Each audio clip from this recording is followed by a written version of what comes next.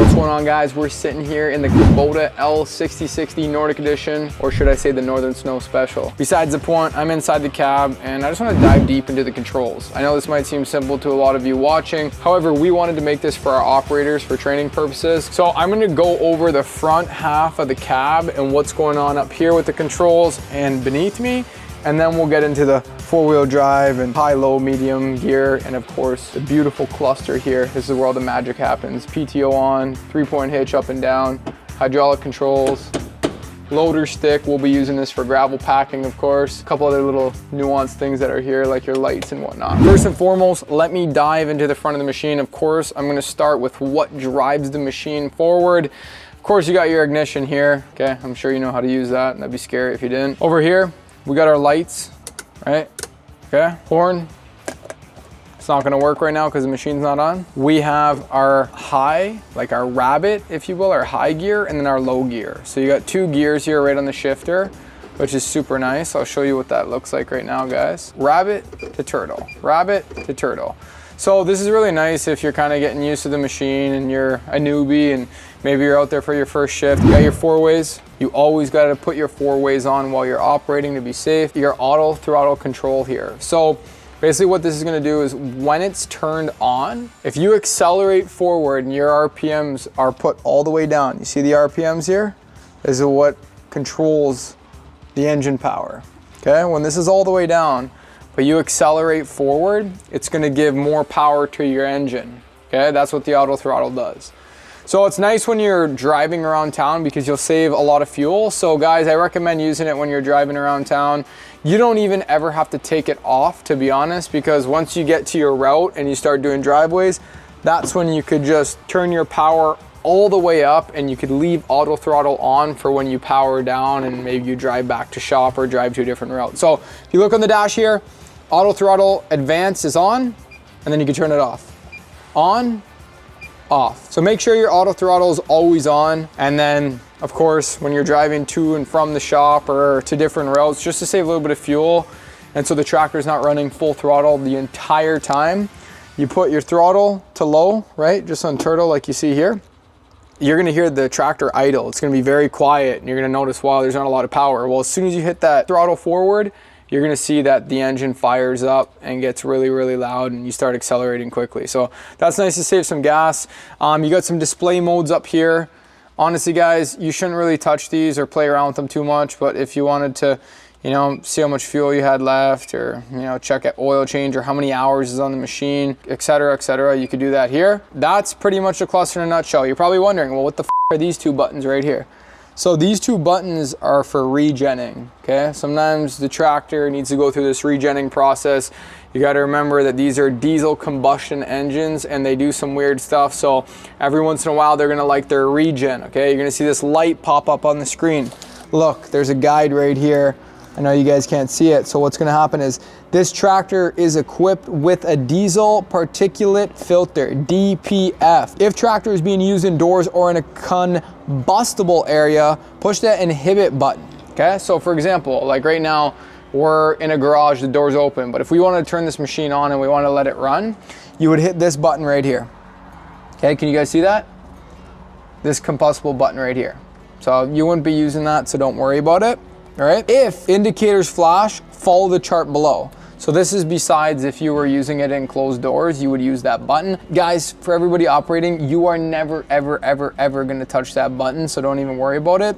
What I really wanted to show you is this, okay? So if you see slash here, any of these, as you guys can see right there, okay? If you get this, if you get this, if you get that, right? Or if you get any sort of beep, with these lights on, what you're gonna do is push this button light off and raise your RPMs all the way up until this light goes away. This light right here that you're seeing, this is the regen light, that will stay on until the regen process is over. Very simple, I'm gonna explain it one more time. You guys are operating, you get scared, you see this orange light or this orange light or this orange light pop up on the dash. Don't worry, all you gotta do is push this button, okay? It's gonna light up. The button's right here. Very, very simple. You click that button, it's gonna be lit up just like how this four-way button's on right here. You see the yield button? It's gonna light up just like that in yellow. You're gonna click it off, and then what you're gonna do is raise your RPMs. Okay, you're gonna raise your RPMs right here. This is your RPMs, guys, right beside me. You're gonna raise them all the way up, and once you raise them all the way up, this light is gonna be on your dash, okay? And you're suddenly gonna see this light disappear. And that's it. You wait, you're gonna see this regen light here. This is gonna be the main light on the screen. You're gonna see that light stay on until the process is over. So that's everything there. Showed you guys the horn. See, that's it working, listen. It's pretty ignorant. Love that. Okay, over on this side here, these are just your fog lights. You can see, right? And then right over here, you have your cruise control. So if you get lazy of hitting the throttle, you could use your cruise control. Okay, I'm gonna move you to up above here. You have your climate control there of how much you want the airflow and how quick you want it to come out, your fan power, if you will. Cool, your heat, if you want fresh air or the existing air to come back in the cab, and then your AC. Here, you got your front window wiper, you see that? There's the front window wiper. If you want to spray some product, you just got to hold it down. Okay, look what happens when you hold it down. All right, super simple. Just hold it down, guys, just like this. You hold it down and you'll be able to spray some washer fluid just like that. Same thing with this. This is for the rear. Now, if you want to give it a little clean because it's dirty and there's salt and sand all over your back window, you just hold it down again. See? That's all I gotta explain to you there. You have a light up here for inside the cab, of course. This is a very important button too. That's for defrosting your windows. You have all your little fan holes all over here. There's 4 in the front and then 2 to the right, 2 to the left. I like to keep them always pointing at the windows so that the windows don't fog up. And that's a Bluetooth radio. That's very, very simple to use. You got a wishbone pedal. Okay, this is what these are called. We call them wishbone pedals. This is how it works, right? So you can see the arrow pointing up. As your forward, this is your reverse. Forward, reverse. Forward, and reverse. Forward, and reverse. You don't do this. That is way too dangerous. Don't ever operate it like this, please. Your heel always is planted right here. Forward, reverse. Forward, reverse. That's how you're gonna control the machine optimally. So right here's your brake. You won't really need to use your brake much because this is a hydrostatic tractor. So what's gonna happen is, as soon as you let off the gas, it almost stops on an instant. So you won't ever really need to use the brake. It'll be very rare instances, but just in case, you need to know the brake is right there. This little spindle right here, this is for your wheel. You hold it down and you can move your wheel wherever you like. You get your parking brake. The only way the parking brake works is you put pressure on the brake, you pull this forward towards you and you release the brake. Parking brake on. Boom, just like that. And then parking brake off. Just hit it once. So sometimes you'll notice that it's on. Do not drive with the parking brake on. I've seen some dumb do that before and that's just horrible for the machine, so please don't. And now we are gonna move to the back half of the cab. I'm gonna show you guys some of the controls over here. That's all the bread and butter. And then we also have a few controls down here that you really don't touch too often. So might look a little complicating at first, but it's dead simple. One of the most important controls is this yellow button, okay? This is how you turn your blower on. This is how your auger gets engaged, and you're gonna do so just like this, okay? And then if you wanna turn it off, you click it once, just like that. I'll show you one more time. It's off right now. You hold it down and you twist it, and then it gauges on. I'm gonna show you the RPMs right here. When you're driving route to route, leave your advanced auto throttle on, and then when you get to your route and you're beginning to start doing driveways, put this puppy full blast, okay? All the way to the top, highest level on rabbit, okay? If you wanna use full power and full speed, of course, you wanna make sure you have your rabbit mode engaged as well here. Okay, you'll see the rabbit pop up on the dash. You only want to be in turtle if you're just beginning to learn. You're still going to have max power to the blower if this is engaged all the way, However, if you notice your tractor is driving very slow, that's because you pressed your turtle mode here on the left side by accident. Okay, see how that works? So make sure you're always in rabbit if you want full speed. I personally operate like this all the time doing driveways. However, if it's the beginning stages for you and you're just learning how to operate this piece of equipment, I do recommend maybe going in turtle mode to, you know, get a little bit comfortable with the machine. And then once you're a little bit more experienced, you could hop up to rabbit, or you could just start at rabbit. Doesn't matter, totally up to you, just based on your comfortability. Now I'm gonna get to the very simple, straightforward 3-point hitch, okay? So basically the 3-point hitch is what's connected to the blower. That's the hitch in the back of the tractor. This lifts your blower up and this puts your blower down. One more time. Blower up, blower down.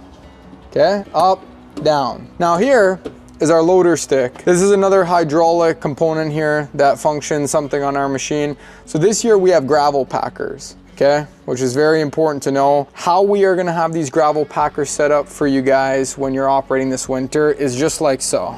Let me unlock it for a second.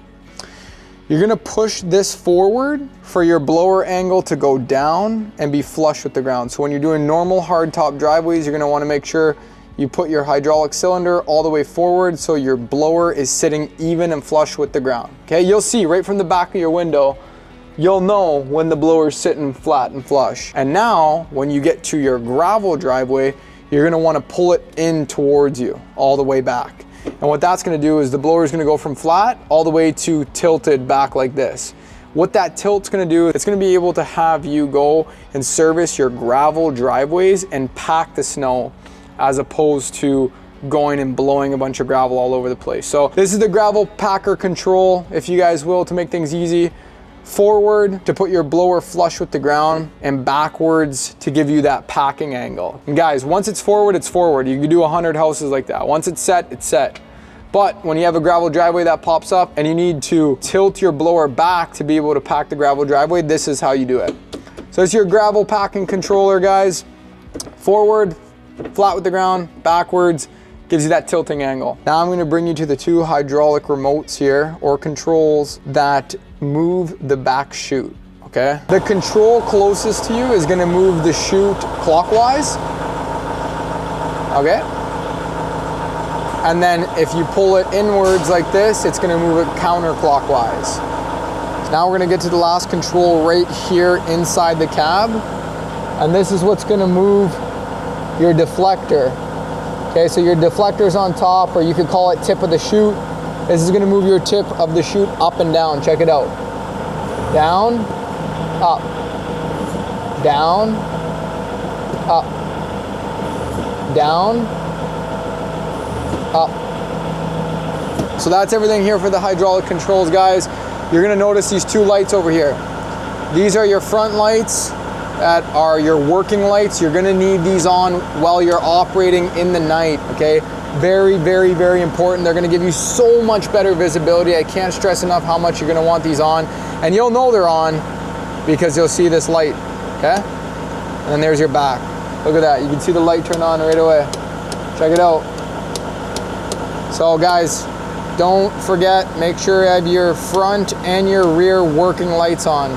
These are heated as well, so when you turn on your defrosting button here, it's gonna turn on these. So that's everything there. That's everything there. This is all straightforward to use. If you wanna breathe a little bit inside the cab, you could open your window. Just make sure you always lock it after. That's how you open the rear window right here. You lock it like this, and you open it like that, and you push away. Okay, super simple. Pull it in to close it. That locks it. Open it up. That opens it up. So right here is the actual gears to your transmission. Because this is a hydrostatic tractor, it has 2 controls, okay? It goes forward and it goes backwards. There's not a clutch, there's not gears, there's none of that fancy stuff. However, there is a high, medium, and low range for the transmission, okay? So you always wanna leave your tractor in high. The only time you would ever put your tractor in mid, right, which would be right here, is maybe if you're stuck or you need a little bit of better traction to have some lower end torque, or maybe low. Okay, low's all the way back. So there is some instances where I have put the tractor in low plenty of times. Maybe I had a big pile of snow I was dragging and I kind of got the tractor a little bit stuck and I need some more bottom end power.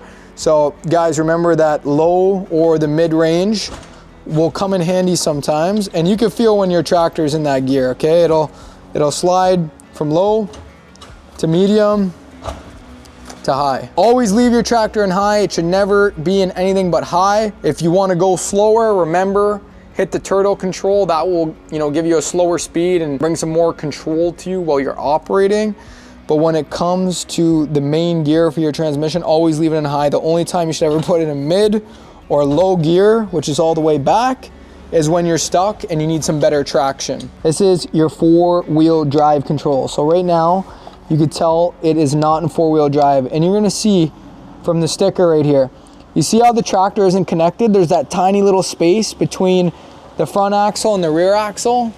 That means it's not connected, okay? When you wanna turn your tractor into 4-wheel drive, you can see the bottom presentation here. The tractor is fully connected and has a lock. So let me explain to you how that works real quick. If you want 4-wheel drive, you push this down, like so, and you could feel the tractor lock into 4-wheel drive, right?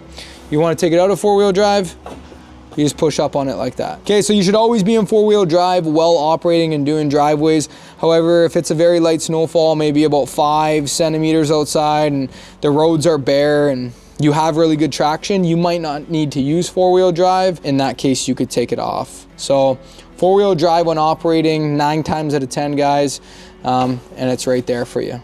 Okay, very easy. Right under my leg, this little peg, that's your diff lock right there. So that'll lock all 4 tires up and basically give you traction instead of just having one left tire in the front spin and one right tire in the rear spin. You would only use that if you were stuck. You're probably never ever gonna touch it, but if there was an instance where you're stuck, it does come in handy to put pressure on the floor with that little peg right there, and that'll give you a little bit of better traction. So guys, right here, this is something really important I wanted to share with you as well.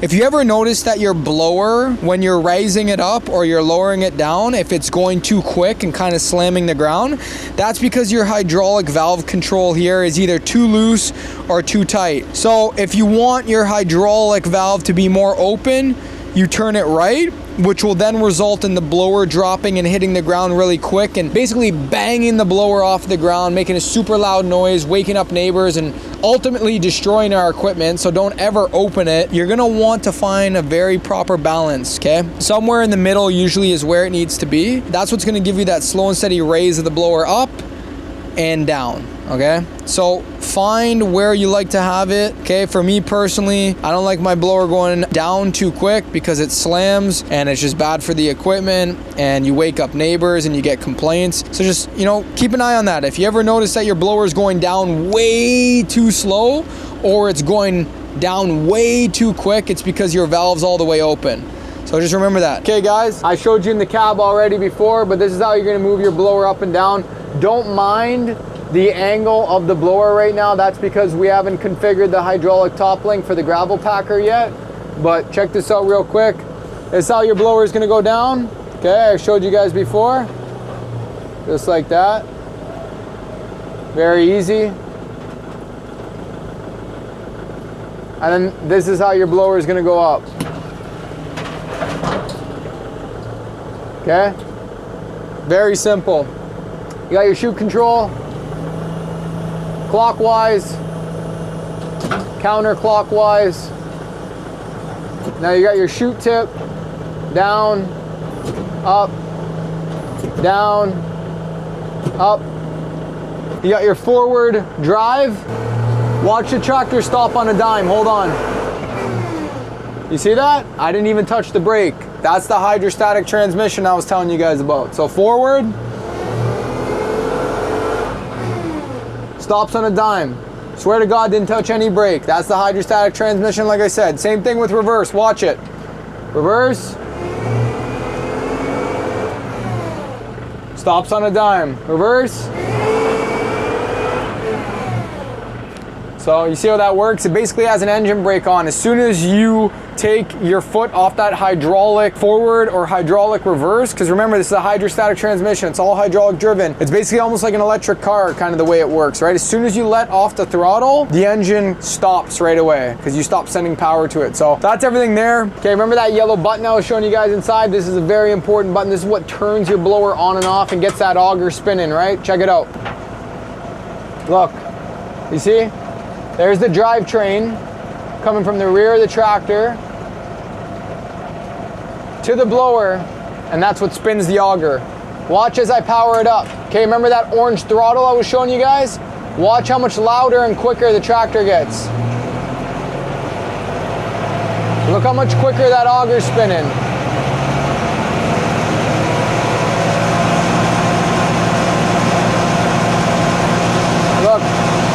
Look at the PTO coming out of the back of the machine. And look at how quick that auger's spinning in that blower. So guys, don't forget about that orange throttle I showed you in your control panel on the right side here. That's what's gonna power your blower. Remember, that's what's gonna power your blower. So if you have your throttle all the way down, okay, you have your throttle all the way down and you have a pile of snow in there and you turn your snowblower on, you're gonna clog this thing shut and you're gonna be dealing with quite a battle. So make sure your power is always full.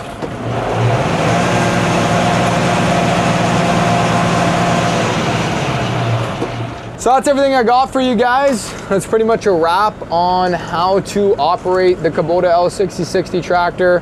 There's a couple other little things in here that you'll learn along the way, but those were the main points I wanted to share with you guys. So can't wait for you guys to join our team here at Northern Snow. We're gonna have a hell of a time this winter. You're gonna really enjoy yourself, really enjoy your time in the machine. I promise, once you get going, once you get familiar with the tractor, once you get familiar with the tablet and how our business operates, it's truly like playing a real life video game once you get operating in this cab for long enough.